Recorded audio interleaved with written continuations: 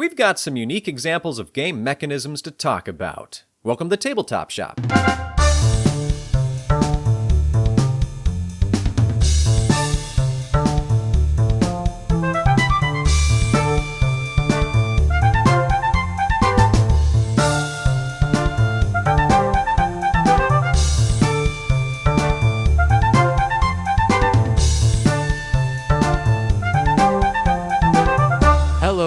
Welcome back to the Tabletop Shop podcast. This week we will be delving into a game that we have regrettably not talked about yet, Everdell.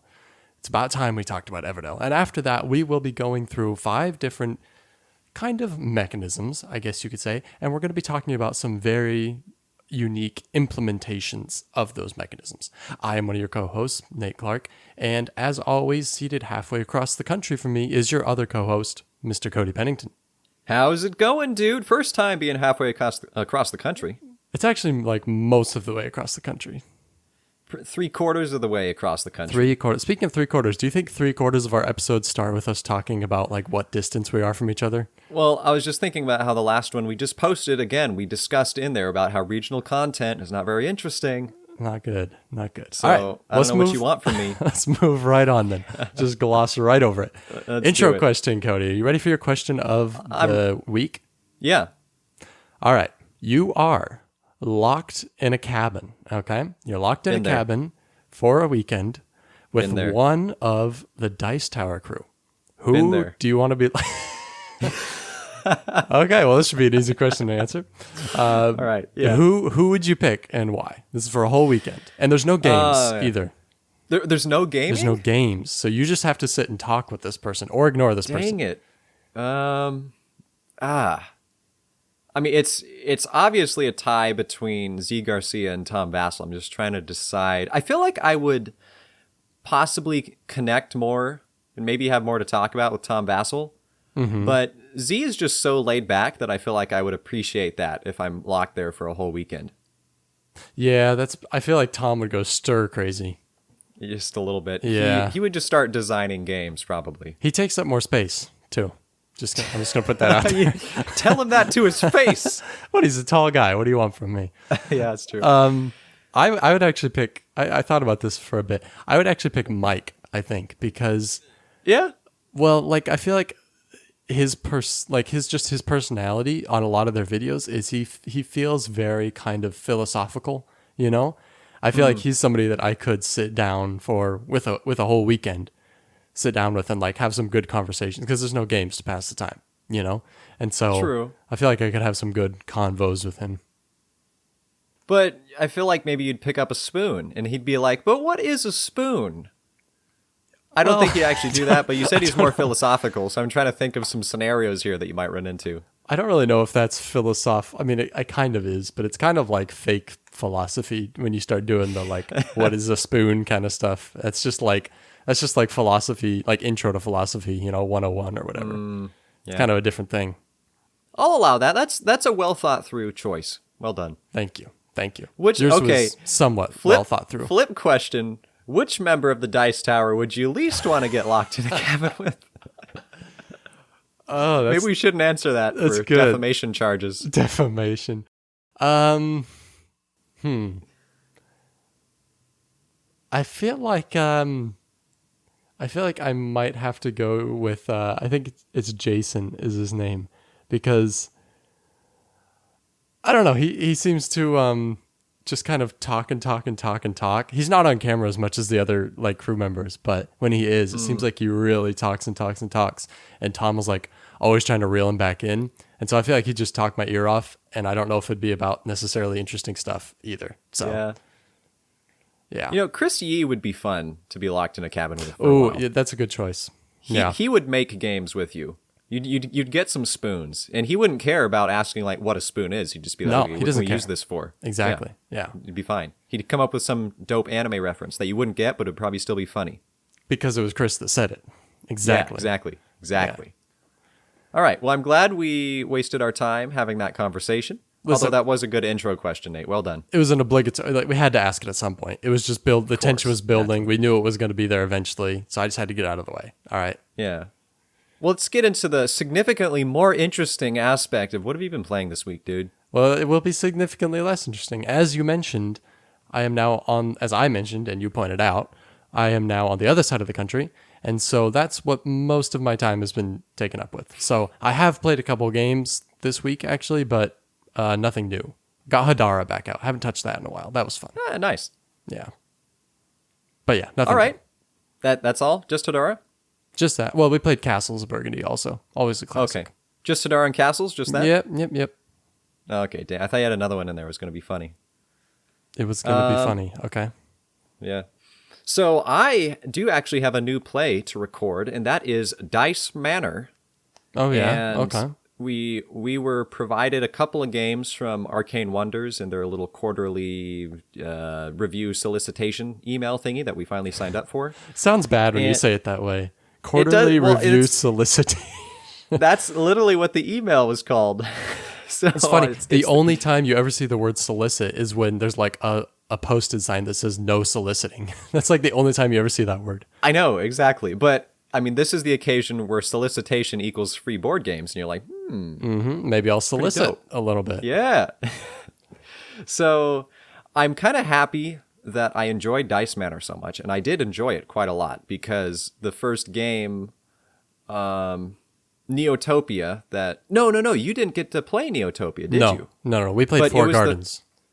It was the first one I think that I officially made like a review for Yeah. them, and I sent it back to them like, "Hey guys, yep, here's our Neotopia review. Just so you know, it's not particularly favorable if you plan on using this or anything, so don't do that." So I'm happy that I can now make for the Dice Manor a good glowing review because I did enjoy it very much. It's got some clever uses of dice where you roll dice every turn, almost like a Yahtzee mechanic, but not, because you roll the dice and then you have to choose one number to use on your turn, and there's a variety of ways that you can use those numbers. So if you roll 7 dice to start with, and let's say 3 of them were 4s, you have to place all of your 4s. They don't have to all go in the same spot. You just have to place all of them on your turn. Then someone else takes a turn, boom. Then it comes back to you. Then you re-roll all of your remaining dice that you haven't placed yet and get new numbers off. Oh, okay. So there's decision making you have to make where maybe you rolled a couple 3s and you rolled a couple 4s. What's more important to place right now? Do you want to maybe try to wait and get more of a given number? And then there's a couple little like bonus chits that you can spend to kind of modify the numbers a little bit. Yeah, it's kind of hard, honestly, to explain. What are I you guess, doing over with the dice? air. Like, what exactly are you doing in the game? Well, that's the hard thing to explain. Some of them, you're sort of bidding them in a Pirates of the Caribbean style dice game where you have to put like more of a given dice number to beat out the other person. But if you have the same amount of dice, like 3 dice and 3 dice, but you have the greater value, so you have 3 5s, then your 3 5s is going to beat the 3 4s. It's a little system like that where you're basically wagering these dice to try to get quote unquote advertising space.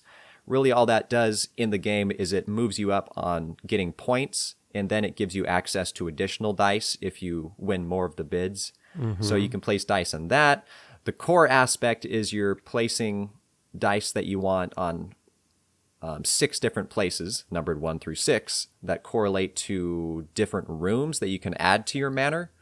And those rooms give you scoring opportunities in a variety of different ways at the end of the game, but they all have to kind of connect like door to door and wall to wall to each other. That's kind of the whole game. It's sort of confusing. It took us reading through the rulebook maybe a couple times to really understand, like, wait, so when do I roll and what's the point of doing this and how's that work? But once you get it all together, it is pretty quick playing, and it is quite fun. All right. Well, this isn't the Dice Manor podcast. Yeah. Cody. All right. So Hey. rein it back in. Good reference, dude. We haven't used that one in a while. I almost felt like we should stop, but I felt like you were really rambling, so I had to bring it back. I'm sorry, dude. Video to come. You'll see what I'm talking about. Well, I feel like I have, but that's okay. Okay. All right. Okay. Well, how about we move on to our game of the week? Game of the week.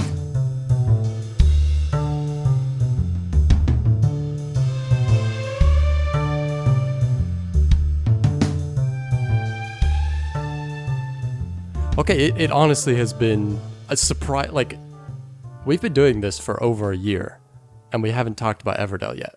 That's actually kind of crazy. That's a little ludicrous, isn't it? I mean, we've talked about it plenty, but just not as a game of the week. Yeah. It's come up many a time, but that in and of itself makes it even more surprising that it hasn't been showcased yet, right? Like all these games that come up all the time, I think have like really all been game of the weeks at this point. How many of these games do you think we'll run into as we go throughout our series? We're like, oh man, we still haven't reviewed this one? Dang. I don't know. I mean, not very many more at this point, I feel like. Not very many more. Hey, I tell you what, I'll be ready to review Black Angel here soon. I know I played it before, but I finally started playing it again with Kirsten now that we own it. And I remember how the game works. So we could do a good game of the week off that. I mean, I haven't played it in a long time, but I think I've played it 3 or maybe 4 times. So I do, like, it's solidified in my memory enough that I could definitely still do a review on it. Yeah. Okay. No. This isn't the Black Angel podcast, Nate. Okay. Everdell, Cody. Yeah, what about it? You about it. That's a word. You about it? That's all a right. sentence. It falls to me once again the great weight of skate of Everdell. Huh? I don't know, dude. Skates are animals. They count. Everdell's an animal game. Skate? Yeah, a skate. It's like a ray, Oh, Ray? like a stingray. Like the one that killed the Australian guy. What's his name? What's that guy's name? Steve? Steve Irwin. Steve Irwin. Oh, that's right. Okay. It is Steve. I thought you were just Come on. randomly throwing out Steve. Like, I don't know. Robert? Oh, yeah, Steve. You know that guy Frank? Yeah, it was him. No, you're right. Steve Irwin. That's correct. Okay, yeah. Right. Now that we wasted probably Let's- like a minute at least doing that. Let's have a moment of silence for Steve Irwin, please. Okay. Okay, so what's a skate exactly? A skate is like a small ray, I think.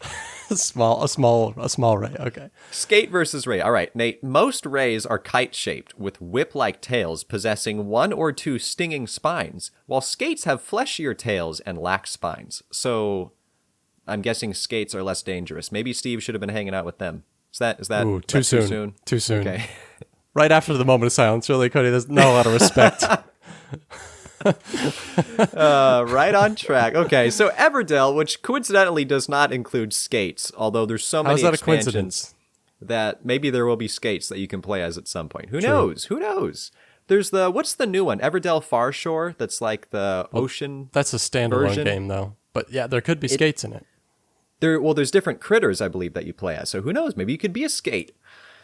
But this is not the Everdell Farshore podcast. It's not the This is skate podcast either. Yeah, it's the Everdell podcast. Everdell, for those who don't know, which I would be surprised if you don't know, this is a game designed by James, not Starling. Starling Games is the company that produced James it. Starling. What's his name? James Wilson? James Wilson. Sure. Yeah, that's him. I'm pretty sure. Sorry, James, if you're listening, if I didn't get your name right. And this is a little worker placement game. Worker placement, card placement, tableau builder. Tableau builder through and through, where you are playing through a couple different seasons, placing down a very limited number of workers to try to collect resources and perform basic actions. And then on your turn, instead of placing a worker, you can put down a card by paying its resource cost. Some cards have instant effects that will activate right away. Some have effects that are ongoing, that occur once you basically trigger them through doing something else in the game. Some are purely just endgame points. Some like activate at different points during the game when a season occurs. It's all very unique and cool. Oh no, am I spoiling my opinion? I said cool. Dang it. It exists and that's how it is. It's a game. It is a game indeed. And those are mechanisms. Yeah. Yeah. And I'd probably easily start jumping into talking what I like about it, so I won't do that. But yeah, worker placement, tableau builder, very cute critter themed. This probably brought Andrew Bosley to significant like in the gaming community because he did all the art for these. It has an incredibly strong visual presence, both in how the game is set up, but especially just in the art on the cards. Even just the art on the box. There's some tree. games. The tree for sure, but there are some games that you walk by and you're like, that cover looks dumb. Or you walk by and you're like, that cover looks mediocre. Then there's some games where you walk by and I'm like, What is that? I want to play that. What is that? You know what? Everdell is one of those games. I feel like in general, that's kind of a bigger. So I feel like if you look at movies, people more often are like, okay, who's in it? Who directed it? Whatever. People kind of do that with games, but that's a much smaller percentage, I think. People who are like, okay, who created the game? Who did the art for the game? I feel like there's a much smaller percentage of people that really actually super care about that. I think like just how a game looks, like just the cover of a game is so incredibly important for your game doing well. Like not just the art within the game, but the actual cover itself. When people are scrolling online or when they see it in a store or whatever, you need something that really intrigues people, something that's going to draw them in. And I feel like the cover art of the box is one of the most important things in a production, like in the production value of a game. Definitely. I mean, especially nowadays, as opposed to old years, the old guard of board gaming, like Monopoly, that it can look stupid, but it was fine back in the day because that's all that existed. But now, because if you all put the out people a game, were stupid back then, so it was fine. Exactly, indeed. But if you put out a game now that does not have a good box art, like you're talking, like it's just not going to go off the shelf. It's not going to go off the online shelf, even. Yeah, Mythotopia, for example. The garbage cover. Terrible cover. And garbage game. Also, so like an example, this might be a fun list at some point. Like Core Worlds, for example, is actually it's actually a halfway decent game. I wouldn't say it's a great game, but I do enjoy it. I do like the game. However, the art on the box cover is not great. Like it's also not awful, but it's very mediocre, I think. It doesn't really stand out. That kind of gives me a good idea, dude, for a board banter we could do. Like top 5 games with bad covers? Like good games that have bad covers. Yeah. That could be fun. Yeah, that would be fun. Everdell will not be on that list. This isn't the board game box cover podcast, Nate. What is this? Gets better every time. This is the Everdell podcast, Cody. Yeah, dude. Do you feel like I've sufficiently explained it to the people? You have sufficiently explained Everdell, and we have sufficiently gotten off track. So I'll dive in with what I like. Okay, I can kind of skip over my first point because I said it has a good look, and that's just how it is. The art is good. The board presence is fine. I mean, the tree's a little gimmicky, but it's also kind of fun, I guess. Like the tree in this game or the birdhouse and Wingspan, I'll take the tree any day of the week and twice on Sunday. I mean, because it doesn't have any functional issues. It might be kind of annoying. Like if you want to put it back in the box, you have to disassemble it every single time instead of leaving it out, but it's not bad. The actions in this game, you don't get very many. And I actually like that because then there's this pressure on you to make your actions meaningful. So you really, like, the less actions you spend just like taking a couple resources or something, the better.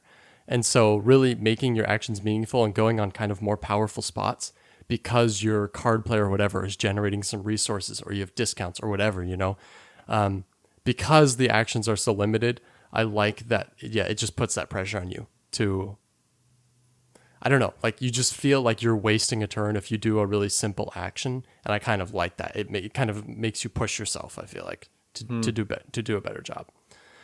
Yeah, I mean, yeah, go ahead. Oh, you go ahead. No, you go ahead. Cody, You go ahead. After you, Cody. Okay. Well, thanks. I was going to say that the game. Hey, let me talk, dude. Yeah, the game has a Cody. definitive. All right, the game has a definitive arc to it. Now I'm all distracted. I don't even know what I was going to say. The game has you got me all confused. Think defined and think arc. Okay, Cody, what thoughts? Let's workshop here. Arc, Define Arc Nova, art. Arc Survival, define, definite, indefinite, infinite. No, I'm talking ARC arc. Is your thoughts Advanced Reconnaissance Commando? Your thoughts coming back? Yeah. Arc rifle. Arc rifle. Covenant. What is that? The Arc. That is a Arc, thing. Arc of What's the Covenant. I mean. No, that's ARK. You're getting way off track, dude. I'm way off track. Why don't you just take? What are you doing with you the take back podcast? over? Okay. The game, dang it, has a definitive arc where, as you're saying, particularly in the beginning of the game, each action you take is not particularly strong. You feel kind of weak and you feel kind of sad. Just like a... It's a great start to a game. Many people have started Everdell and never finished it. They just didn't have the strength to make it through. Yeah. But as you go along, your actions become more and more powerful. You have more turns that you can take. You have more things you can do. You have more resources to spend, more ways you can switch things up. Yeah, you get more efficient as you go along. But that's just how the game is designed. You know what's funny? As you're saying that, as you describe that, I'm realizing that this and Wingspan approach this in different ways. In Wingspan, you start with a bunch of actions and you get less and less as you get more powerful. And this, you start with less actions and you get more workers as the game goes on and you get more powerful actions. That's interesting. I didn't think of it that way. Yeah. So instead of this inverse relationship that Wingspan has, it's whatever the opposite of an inverse. Converse? I think so. Converse All-Stars? Yeah. Okay. Next point. I like the competitive scoring goals in this. Just having a second thing to think about while you're picking what cards to play. Also, whatever symbol they have, a lot of times also was something that you need to factor in. So wings. Tons like all games do this. Really, not all games, but a lot of games do this. There is no game that exists that does not have objective scoring. Well, I'm going to have to disagree with you there, Cody, but you said it. Oh, so you're disagreeing with yourself now, bro, so but I do joke's on you. I do think they work pretty well in this game, and I like that they can be different every game. Also good. And then lastly, the card interaction actually works pretty well. I won't say very well, but it works pretty well. I like the being able to play free cards if you have kind of the cards that do that together. I like that some of the cards give you more action spots. That especially is really cool to have your own personalized action spots that you can use. Some of them even like permanently tie down a worker. I don't know what happened. They die or something. I'm not sure exactly how that thematically. You commit them to the monastery. Okay, yeah, all right. And then there is a is it a dungeon?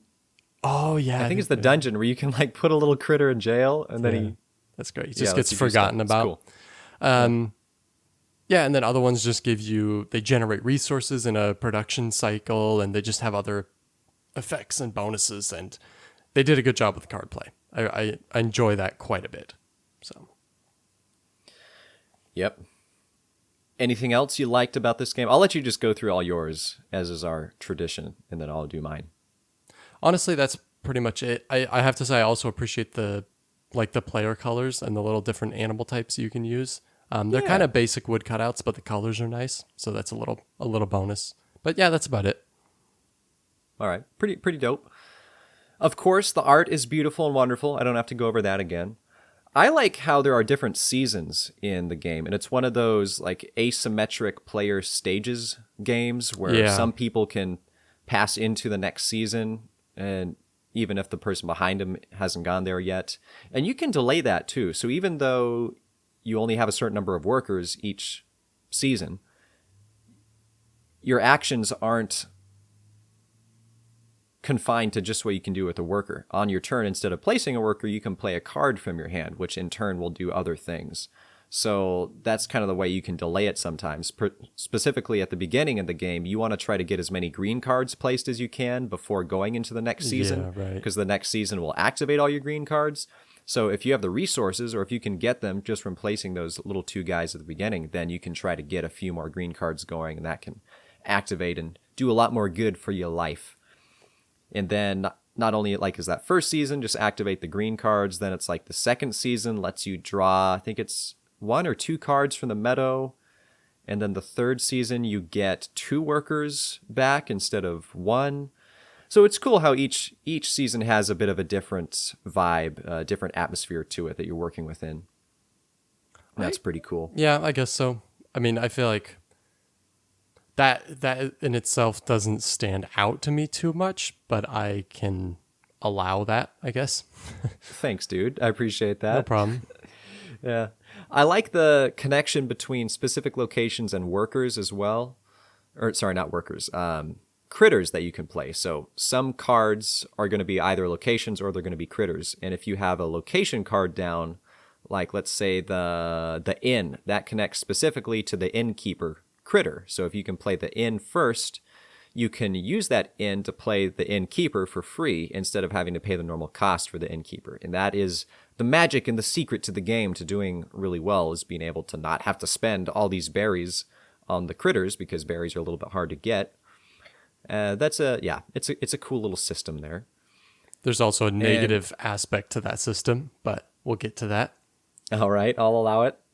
And finally, not only does the game look nice, I just want to say that the components are pretty dope. You did talk about the little critter meeples. Yeah. Those are nice. But like all the cards are pretty high quality. The board itself, the game box, there's something that I really like, a game that has a good solid game box. You know, like Castles of Burgundy is just sort of that really flimsy cardboard. It's a great game. Even the anniversary edition, yeah. Yeah, even that one. You pick it up, you're like, this is flimsy and it's going to fall apart. There's some games that have nice, thick boxes that, like, okay, I know I probably paid a little bit more in the MSRP to get this game just because of the box, but it looks nice, it feels nice, it's solid, has a good shelf presence. Sure, yeah. Yeah. And That's also, what I have to just coming back to the resources too, you've got the little squishy berries, you've got the kind of orangey, translucent resin pieces, you've got the little wood pieces of stone. They all have a different look, they all have a different feel, a different texture. That's really cool, actually. It's very high production in the game. Yeah, definitely. Yeah. So how would you like to rip on Everdell? Only lightly. I mean, really? Really? It feels like I hate this game, probably. Whenever we talk about it, it seems like you hate this game. I just don't really enjoy it that much because, I mean, I've said this a million times, but every time we've played it, there's been another expansion involved, and either the expansions pull away from the game experience for me, or I just enjoyed it a lot the first time I played it, and just every time I played it, the magic was just not as potent. So, but either way, there's not a lot of like problems with the game though, you know? So it's not that there's objective, like, okay, this is super broken or whatever.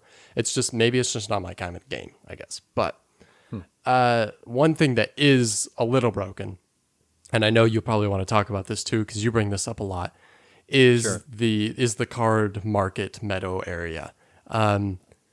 You mentioned the cards that play off each other, like you play this first and then you can play this one for free or whatever. Super cool, very frustrating. Like, does not always work as well as it should. And there's no way to refresh the middle, and so you, like, a lot of times you're really just annoyed by not having cards you want, or having half of the cards you want and not having some of the other ones, you know. What this really needs, and this would be a super easy house rule to implement, it needs what Immortality implemented into Dune Imperium, which is everyone gets this one-time nuke, basically, on the card market. Whenever you want, you can just, not on somebody else's turn before they buy, but, you know, on your turn, you can nuke, once in the game, nuke the card market, all the cards go away, and you can just refill them all in. That could be something you could do, although that could also be bad, because a lot of times there's a card out there that you're like, oh, okay, I want to get that card, and you're kind of waiting a few turns to get a card, and then somebody could just nuke it and it disappears. So maybe there's negatives, but maybe it's worth trying, you know? I don't know. That could be one thing to fix. Also, in general, the game feels long, but also doesn't feel long enough. So, like, a game of this feels like it is a 2-hour ordeal, generally, maybe even more, and it feels like you feel every minute of it, I think. But at the same time, it's like I feel like I didn't really do as much as I wanted to, you know? I want more time to get more cards down. I want another, like, production. And I know it's probably really well balanced and everything, but I just want more, which is a good thing. But the game already feels too long that I don't want more. You know what I mean? Yeah, sort of, kind of. If you're done with your dislikes, I can jump off of that. Yeah, for me, the game is, it has a bit of a crunch to it. And by that, I mean it crunches you, because there's a limit on how many cards you can place. And the primary way you're going to get points is from playing cards. They have endgame scoring conditions on them that will qualify you for things, and they themselves are worth points. But you can only have 15 cards played max. And if you want to play a 16th card, you can't just swap out one of your other cards. You just can't play the 16th card. So even though this is an efficiency game where you're trying to get the most out of your limited workers that you can use and the resources that you have available to you via those workers and some card management, if you get down to the end and let's say you were super efficient, you got all sorts of resources, and then you have all 15 cards played, maybe you have a bunch of resources left over and cards, but now you can't do anything with them. It's just kind of annoying. There's almost a max to the game, and I get how that in and of itself is sort of a inefficiency challenge where you need to know at what point do you have too much stuff and you're going to run out of space. Yeah. So you need to take advantage of some other actions where you can directly convert cards or resources into points. So I get that, but I just wish that there was a little bit more leniency. Like maybe at the end you could play a 16th card, but maybe you just have to trash one of your other cards that's in. The thing is, the meat of the game is in the cards. And I don't want to spend a bunch of actions just trashing stuff for points. Like, that's not fun. You know, like the cards are fun. I want to buy super powerful cards and do cool stuff. Yeah. And it takes so long to get there. Yeah, it does. And some of the cards, they aren't worth any points or they're worth very few points. So it could be useful or fine to just get rid of one. Now, besides that, I do agree that there needs to be a mill mechanism in the game, some way to cycle out cards from the meadow or from your hand or just draw a bunch more. A game that is card driven, that's an essential thing you need if all the cards are individual, because you need to get to the cards that you even want to play. And the game has some assistance in that because you can play cards from the meadow, which is kind of cool. I don't know if I've seen that before in another game where you can play cards either from your hand or directly from the meadow. And so if everyone's doing that, then that helps cycle cards in the middle. So I'd give that, I guess, as kind of a plus. But even so, there's still not enough of a mill mechanic in the game. And that can be hard. Yep. As such, this is... Well, sometimes the game can bite you. So you can have a bad game from bad cards, and it maybe relies a little bit on luck, a bit too much. So it's almost like a game that's really good, that could be exceptional, but there's just a couple things that need to be tweaked to kind of fix that. Maybe Far Shore is going to do that, honestly. Nah, I watched a review from, I think it was Z and, what's her name? Camilla? Yeah. And another fella from the Dice, I forget now. And apparently it's almost the same thing, that maybe they changed like one or two things, but they didn't really fix any of the old problems in the game. So it's like, what are they doing? Is then? This even worth it? I don't know. Just a cash grab? I guess so. I'm guessing they tried to fix a couple things. I forget exactly what is different, but it seemed like it's still just the same experience. Like it just wasn't changed enough. I want to do some more research on it before I really stand by this statement, but I kind of want to already say that I hope it doesn't do well, because it sounds, like I said, I need to do research before I stand by that, but it's on the surface, it sounds a little malicious. It sounds a little bit like a cash grab. Like, oh, we can't really add any more expansions. Everdell's already too bloated. Let's just produce the game again, you know? Yeah. And they didn't even have the audacity to call it Everdell 2nd Edition. No, it's just Far Shore. Yeah, they're like, it's a totally different game if you don't read into the game at all. Yeah. And the thing is, it's still like pretty expensive. And so Z's opinion when he was talking about it is that it's not really even worth getting if you already own Everdell. And if you're buying a game for the first time, Everdell, like the first edition, might still be the better one to get. So like it doesn't really fulfill much of a purpose. That is sad. That is sad. Any other negatives? No, I'm good. Yeah. So honestly, not a lot. Not a lot of negatives. So yeah. I feel like my verdict is that it's good. I would probably only stick to the base game. There might be like maybe one expansion, but I can't really differentiate them. It's been too long. Maybe an expansion you could speak to which one you like most, but yeah, it's definitely a good game. Yeah, the expansions add a fair amount, and it's kind of tough to play with all 3 expansions just because it takes so much room on the board. One of the expansions is Spirecrest, I think it's called, and that one adds these like little quests that you can do. It's a little bit annoying because it adds more things that you can do and more points you can get, but it also makes the base game a little bit harder. And I don't really like that. It's almost like a nerf to the base game so that you can have a couple other things you can do with this expansion. Mm-hmm. But even so, if you can play the game well enough to get over that, there are some cool scoring opportunities you can get out of it. And you can get some cool, like, I forget what they're called. They're like large critters, mega critters. Oh, I remember. They have like saddles and stuff, don't they? Yeah, so you can actually link a worker to them, which is pretty cool. I feel like some games are just like borderline toys at the same time. You know what I mean? They really went for that with Everdell. I mean, with the whole tree. I will say about the tree, I don't play with the tree. I used to, but I just got tired of assembling it every time. Well, also Wingspan did it right, where you can break down the birdhouse into 2 pieces, and it's real easy to assemble, but not so in Everdell. But also, one of the expansions actually adds board onto the back behind the tree, right? And so it would be like the tree would be like blocking stuff, part of the game board. Yeah, it adds a way where you can just not even play with the tree, and you don't really need the tree. The tree is just a big old placeholder. Yeah. That's all it is. So, yeah. All right, that's Everdell. Well, I'll say with my final verdict for it, we talked about this in a previous episode it was like top 5 games we cooled down on, and Everdell was up there. That's right. Was it my number dropped 1 or number 2? It dropped like 1 spot on your list, man. It was crazy. It dropped more than that. But the thing is, if it's dropping out of the top 10 or dropping from like second place, that's pretty significant. Yeah. So I still like the game a lot, but it's probably going to be a while before I'm really interested in giving it another try. So it's pretty good. All right. Well, on that very endearing remark, let's move on to our banter, Cody. I'm excited about this banter. I am too.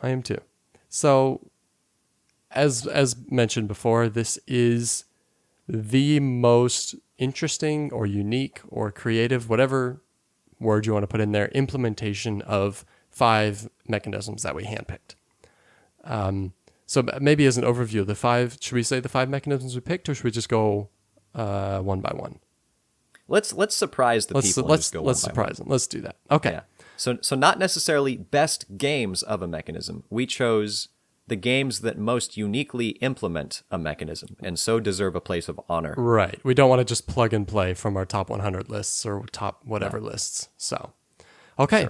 Sure. First topic then. And some of these are kind of like, a mechanism is kind of like a loose, we're kind of defining mechanism loosely here with some of these. Yeah. Game aspect, perhaps. Yeah, aspects, yeah. So the first one is just simply asymmetry. You want to start us off? Sure. I'm curious how much crossover we're going to get for these. As I was going through this list, I was just thinking like, man, I need to play more games. I keep picking a lot of the same games for certain things. So it's kind of my goal for this coming year to just play lots of new games. I totally dig that. I love that. Yep. I just made an order from Game Nerds. I got a couple things on the way. So hopefully you can get some good games that I can actually start listing as unique games in top 5 lists or top 3 lists or whatnot. But my choice for this one is Stronghold 2nd Edition. And I had a few runner-ups. I was thinking about Root, of course. Root is like the Lord of Asymmetry. That's a great title. I love that. Thanks, dude. On the fly. We've talked about Tabletop before. Scythe, of course, is very asymmetric. But Stronghold just takes the cake, I think, because each side has completely different objectives and completely different ways they play the game. They don't even have common resources. Like the attacker, it's like wood, and then you have your cubes that you do things, and then what you do generates a different sort of resource for the defender, time, that they use to activate different things. And we've talked about this game before. Has this even been a game of the week? Stronghold. I'm pretty sure it has, but I would not say I'm 100. It honestly may not have been. Yeah, I'll have to go back and check that. If not, we'll talk about it soon, but I think we have. So I just think that's a great example for asymmetry most uniquely implemented in a game. For me, it was a toss-up between the two that you mentioned, Root and Stronghold. I also thought about Scythe, of course. I also thought about Spirit Island as a very good option. But I actually did go with Root, because what I like about Root is that there is still a few core things that are the same. Oh, no, very seldom few.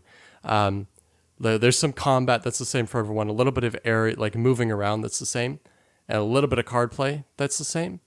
But other than that, it's vastly different, and you have 4 different options within the base game. And so, you have the cats. It's been too long since I've played it, so I'm sorry. I'm not going to get the faction names perfect. It's fine.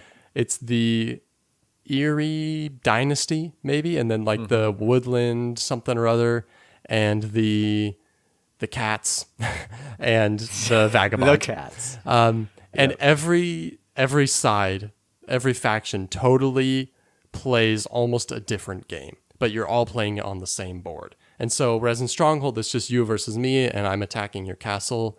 And yeah, there's a lot of unique stuff, but that's the basic premise. With this, it's a very open-ended, basic-looking war game on the board, but there's so much unique individual problem solving that goes on your own board. People are just playing totally different games, but they're all doing it on the same board. And I just love it. Yeah. It's glorious. Great design.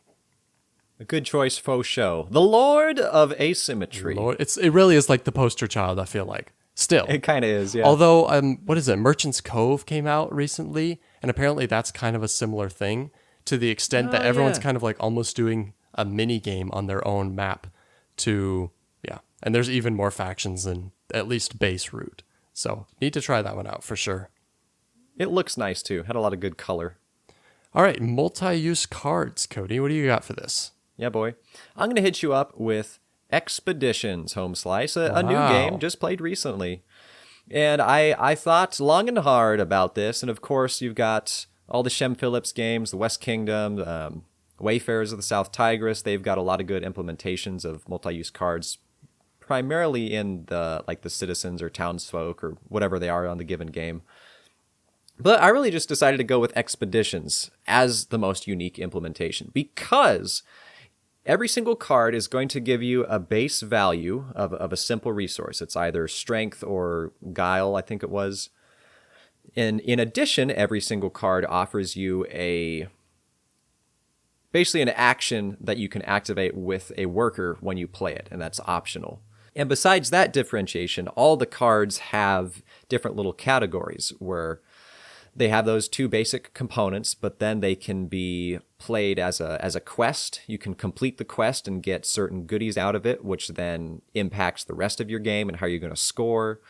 Some of them are items that you can equip to your mech, where now you have an ongoing ability all the time, and they also give you points. And then some of the cards you can equip to the bottom of your mech as a meteorite, which gives you a one-time off effect that gets stronger the more meteorites you graft to your mech.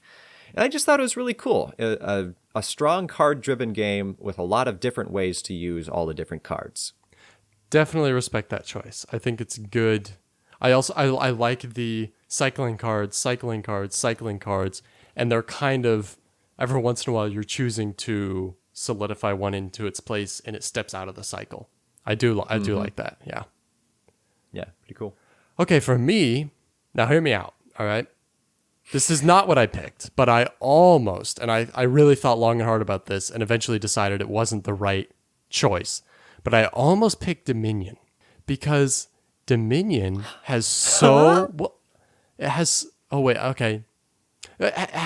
has quite a few.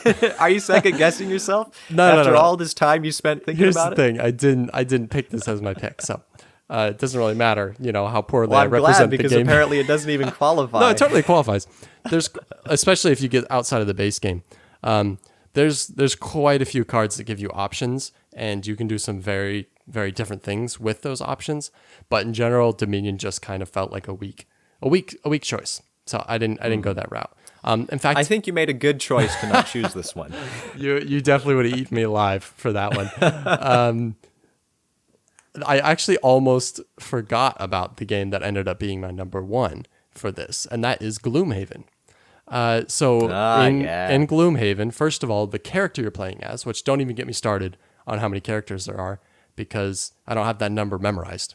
But basically, your character has a huge deck of cards. Not huge, but it has a deck of cards. And you unlock more of those cards as you go throughout the game. And on these cards, you have two actions. You have a top action and a bottom action. And you're going to pick two cards from your hand every round and play them at the same time as everybody else in the game. You all reveal your cards. And then you can choose which top action you want to do and which bottom action you want to do.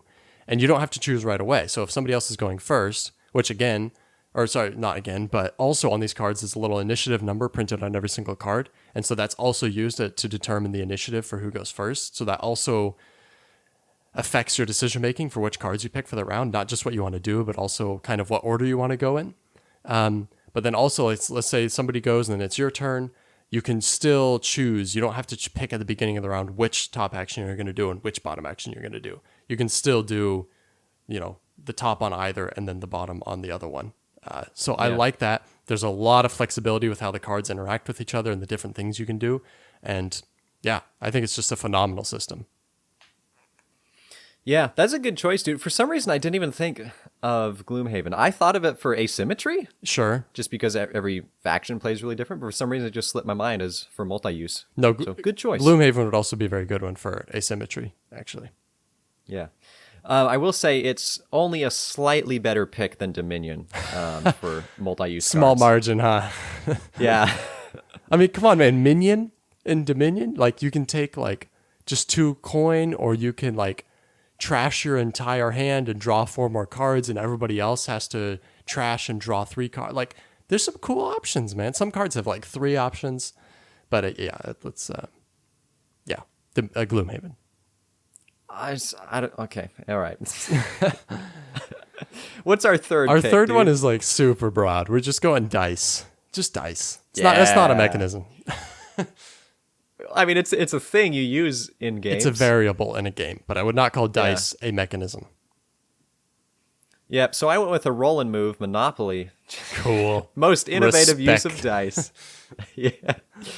Nah, I actually went with another Stonemeyer game, Euphoria. Ooh, we don't talk about this game that much. Yeah, a game that we have passed back and forth between us, and both thought it was cool and then didn't like it anymore and tried to get rid of it. And now it's sitting on the top of my shelf. And will probably get sold at some point here soon. Gives a new definition to the shelf of shame, a game that you just haven't gotten rid of. Dude, I should make a shelf of shame. That would be great, just for a game that just deserves it. Yeah. It's too bad I don't own the cone of shame anymore. He wears the cone of shame. Yeah. Yeah, so Euphoria, and it has a pretty dope implementation of dice, and it's because you're rolling dice, you roll your dice, and then you place your dice, so it's a dice placement game. Depending on how high your dice are, they put you in a different compensation category for the action that you're going on. But there's this dual component to it, to where if all of your dice collectively get too high of a number, it's if they're getting higher, it's good and your people are happier. But then if they get too high, literally, your people become well, sort of. Yeah, depends on the faction you're working with. If they get too high, they become aware that they're in a dystopia, and then you lose dice, and that sucks because you need dice to do things. Yeah. So it's this weird balance of you're trying to get your dice as high as possible without being quite too high. Thematically, it's funny, but actually, practically, mechanically in the game, it also works super well. And you can kind of forget about it, and then all of a sudden you roll too high, and it totally just smacks you. Yeah, exactly. It's a good. And you can mess with other people on it because I think it counts your standing dice too that aren't used. So if you bump another player's die and they have to re-roll it, and then they end up rolling too high, it can be mean. Yeah. Very good choice. Was my runner-up actually. Nice. So my first place is actually a pretty new game to us, at least, and this is Dinosaur Island Roar and Write. You roll a bunch of dice. At first, I was thinking Dinosaur Island. But then I was like, actually, Roar and Write, you can do even more with the dice, I think. And so you roll the dice, and then you all draft them. But then the dice also have that little threat level that factors into your decision-making for which ones gets left over. But then the leftover one, everybody gets, but they also get the threat. So it's kind of a double-edged sword there. But then you're also placing these dice, and at least one, maybe multiple of the placement spots. There's one that like doubles the die that you place. So whatever is showing on it, you can get that doubled. But then also what is it? When you stack dice, you absorb the threat or something of the die below you. Is that right? There's some funky mechanism where you can place dice on top of other dice, but you have to pay them or you absorb the threat on that die or something like that. You don't get the threat. I think it's you just have to... Oh, what is it? I don't remember. There's something about it that makes it harder for the person above them, though. Yeah. But, yeah, that's my pick. Euphoria, also a very good pick, was my close runner-up. Yeah. Roll and Ride's a good pick. I didn't even think of that one, but duh. I mean, it's a roll and ride game with the Dinosaur Island system, so that's cool. Yeah. All right. Okay. All right. What? Yeah, the next Number one. 4. The next one is even broader, I feel like, than dice, isn't it? This is just straight up income. But this is kind of a fun one to tackle, I think, because it's so broad. And income is something that can be tackled by different games in so many different ways. So Yeah. I thought so too, and I enjoyed trying to pick one for this one because I was trying to think of ones that they were barely even called income for what you were getting, but mechanically it still is income. I'm going to hit you up. I have kind of a long list of games that I was kind of pondering over. I have like 5 games written down that I was kind of like, okay, which one, because they all do something different and interesting. I'm curious to hear what your runner-ups were. I only had one runner-up, Okay. which I will not yet name, but my choice is In the Hall of the Mountain King. Sure. I've chosen this game for a few different lists, I know that, and it's been a game of the week at one point. No, was it our first? It was, It man. was our first game of the week. First game of the week. Mountain King. But specifically, it is the cascade effect in the game that serves as an income. So you have your little pyramid of trolls that you're slowly building, and once you put down a new troll, he activates himself and all of the trolls underneath him that don't currently have any resources stored on them, and then they all produce resources that they store on them. So you can't just activate an income twice in a row. If you put down another troll, all you're going to get is the resources on that one troll because you haven't used the resources on all your other trolls. And it's this cool little effect because the cards that you try to put in the middle of the pyramid, they're going to get activated more frequently, but the ones that you put down on the left and the right, they're only going to get activated maybe a couple of times. So you really have to know in advance what you're going to need when and how you're going to use it. Excellent choice. Excellent choice, Cody. Not a crossover, Thank you. but was runner-up. So in a way, it's kind of an honorary crossover, I guess. Okay. So I went with Underwater Cities for this one. Really? Yeah, because I like that you start with basically nothing. You start with one dome, and that doesn't even produce anything, right? So you're literally, like, you start with some starting resources, but you literally can produce nothing at the beginning of the game. And so you have a few rounds to get on your feet before the first production phase, which there's 3, I think, right? 3 production phases that will happen throughout the game. So you're only going to produce income 3 times. And so, yeah, but the last one isn't really income you use. It's just kind of end game stuff. just exchanging But still. for points. But so you're building out this whole network, right? You're building domes, and once you have a dome, you can build buildings around it, and then you have to build roads to connect those domes, and so everything has to be connected in order for it to produce. But you can't extend before you connect with roads, which is kind of cool. But then you can also upgrade all of your buildings, which is really fun. There's expansion sites where you can like unlock a 4th spot sometimes around a dome, which is huge because another aspect that you're juggling the whole time is not just, okay, how can I produce the most resources? Because you can produce the most resources by getting a pair of upgraded buildings around the same dome. And so if you're really just trying to produce resources, that's a go-to strategy. The flip side is that at the end of the game, you score more points for diversity of buildings around your domes. And so there's this short-term, long-term kind of thing that you're weighing every time you're building buildings around your domes is like, okay, I really want to double up buildings again and upgrade them so that I'm producing a ton, but I'm actually sacrificing points by doing that. And so it's this fun, like, again, kind of a double-edged pros and cons, like every decision you make as far as like how you're going to generate income has pros and cons to it. And yeah, it's just a fun network building. Yeah, income. I love it. Yeah, that's a good choice, man. I did think about it, but it wasn't quite a runner-up. What was your runner-up? I just had one runner-up that I wrote down, and that was Tapestry. Because I'm sure this is a runner-up for you, but it's different on when each player is going to choose to take an income turn, and then not only do you get resources shown, but you can get points as an income. You can get different cards that you draw. It was just a cool little system. Yeah, Tapestry also a runner-up. I like that not only does the income turns happen, they can happen at different times for different people, but you can literally do it whenever you want. You get like 4 or 5 or whatever throughout the whole game, and you can literally like do them whenever. You can take them one right after the other if you were stupid. It would be a really stupid move, but yeah, you can do that. Yeah. But sometimes there are advantages to doing it earlier than you have to. And also in Hall of the Mountain King was a runner-up for me. Also Stone Age. We only ever played this game once, but I remember it being like, I remember there being a lot of different ways that you produce resources, which I liked. But it didn't stick in my memory that well. I thought about going back and watching a video and kind of refreshing myself on it, but I didn't think it would really qualify anyways compared to Underwater Cities for me. So. Yeah, I played it again with Kirsten at the same board game cafe. I don't really remember it being an income, though. I thought it was just places you could go to get stuff. I guess it depends on how you define income, but maybe that's a better way to look at it, is that there's just a bunch of like worker spots, right? So. Yeah, I think so. It's been a while. All right. Last but not least, now we're back to like an actual like definitive mechanism here. Well, kind of. It's deck / bag / pool building. So kind of any of those X building games. Not city building. I'm a little bit grumpy about my choice. I am too. That. I wonder if we picked the same thing. I'm kind of like, that's kind of funny. Yeah. Go ahead. It's funny because this game made the top 3 worst games in the other person's collection that we did, I think, last episode. Oh, yes. I know what it is. I thought about this. Yeah, I went with Dale of Merchants, baby. Oh.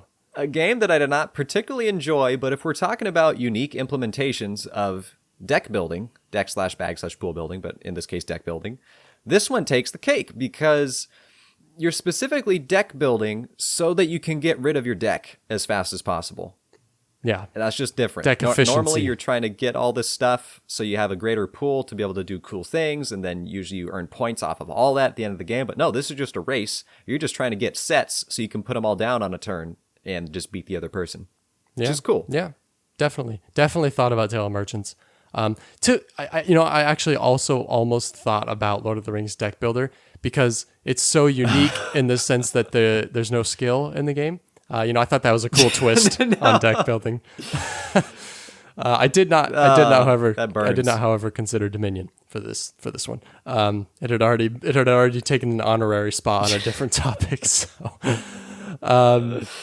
yep, sure, dude. I had to. I thought through so many. Man, I went through every game I've played, and like I said, I thought about Dale Merchants, but I just had to do it. I had to go with Dune Imperium because it's just too good with the worker placement and how that works with the deck building and how all these cards are, you want them for what they are, but you also have to manage the places you're allowed to place workers with them. And so it's not just like take the most powerful card. Sometimes it feels like that, but a lot of times it's like, yeah, I want to take some of these cards, but I'm limiting myself for the options for the places that I'll be able to go on the board later.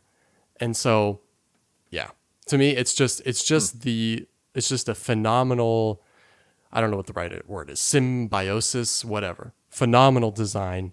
Absolutely love. The deck building, it's in and of itself is on a smaller scale than other games. It's not a huge deck like Dominion, but it's still kind of you can buy once around, just buy a really expensive card, or you can buy multiple small cards and kind of feed the deck through more.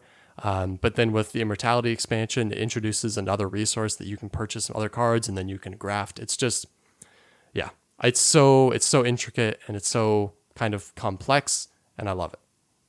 At first when you said that, I was thinking like, well, there's not, like, the deck building is cool, but there's like not that much of it compared to the rest of the game. Like, what a dumb pick, Nate. And I was like, well, but that in and of itself is a unique implementation of deck building. It's just a different style in how it's used. And I'm like, okay, I guess that's a good pick.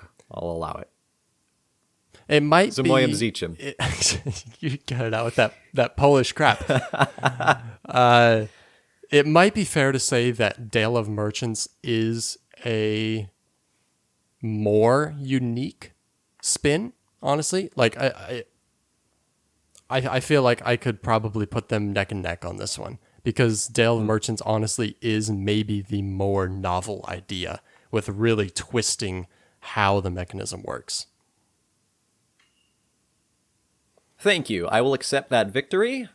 And that's a good way to All conclude right. our top 5 list. Cody wins. That's the verdict. Yay. That's always been the point, the goal. This is all a game, Nate. Who can win the podcast Ooh, every time? Cody, we do a podcast about games, but the whole podcast has been a game the whole time. What? Dude. What? What if all of this, Nate, what if all of this has just been an RPG and I just edit out every time when you make a roll, when any of us make a roll? Well, that be I deep. feel like I would also be aware of that, though. So, Well, but you're acting. You're so into the role. and I'm doing a very good job of it right now, feigning ignorance.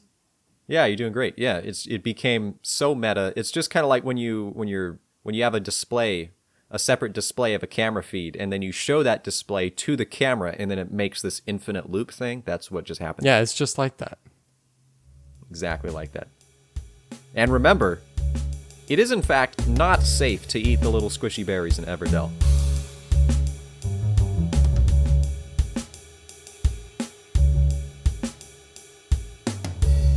And welcome back to the After Podcast Show, Wait, welcome. where we won't spend very much time here. Welcome back. We didn't go anywhere. Did they go? They didn't go anywhere. What, you guys? Well, I mean, I don't know. Cody, I have a question. There was a pause. Yeah, dude. You said that it's not safe to eat the berries, but have you ever actually tried?